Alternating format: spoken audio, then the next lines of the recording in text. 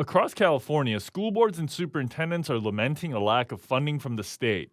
Declining enrollment, rising pension costs, and more students receiving special education services have tightened budgets statewide. And as housing costs continue to rise in California, one school district could be the first in San Diego County to house its employees.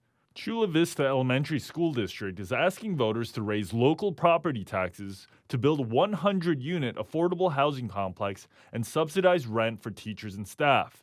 Oscar Esquivel oversees the district's finances. He said a school bond could help the district recruit and keep employees. Well, it's a result of this survey, but also a result of the school district's need to incentivize coming to Chula Vista Elementary School District for those positions that we have a difficult time hiring, for example, special education, English language learners. With Measure M on the March ballot, the district is proposing a $300 million bond. Most of it would go to school repairs and modernization, but $65 million would go to affordable housing units for employees. Esquivel says investing in these facilities is an investment in students. I've been here for about almost 20 years now, and we're one of the first school districts who have completely air-conditioned all our schools' classrooms. So it's a priority to make sure students are comfortable in a learning environment. Chula Vista Elementary School District employs more than 2,500 teachers and staff. Teacher salaries range from $51,000 to $103,000. The average sale price of a home in Chula Vista is about $708,000. To afford that, you would need to make a household income of about $108,000. Renting a 3 or 4 bedroom apartment, however, costs about $2,500 a month.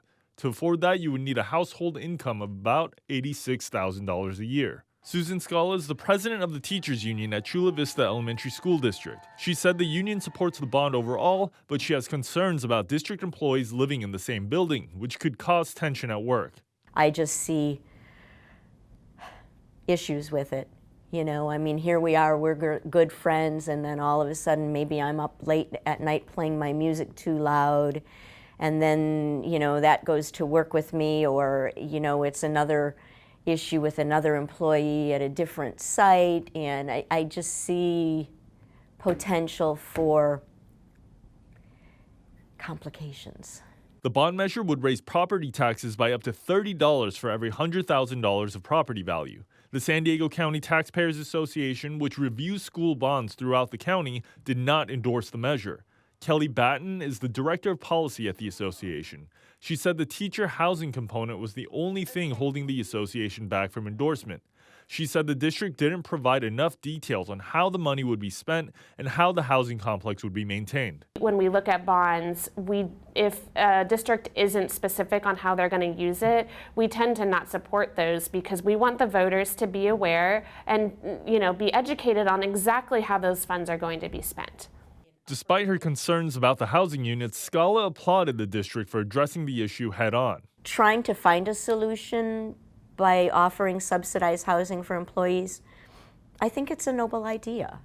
I mean, at least they're addressing the fact that, hey, we can't solve the pay increase or the pay issue with just what we've got.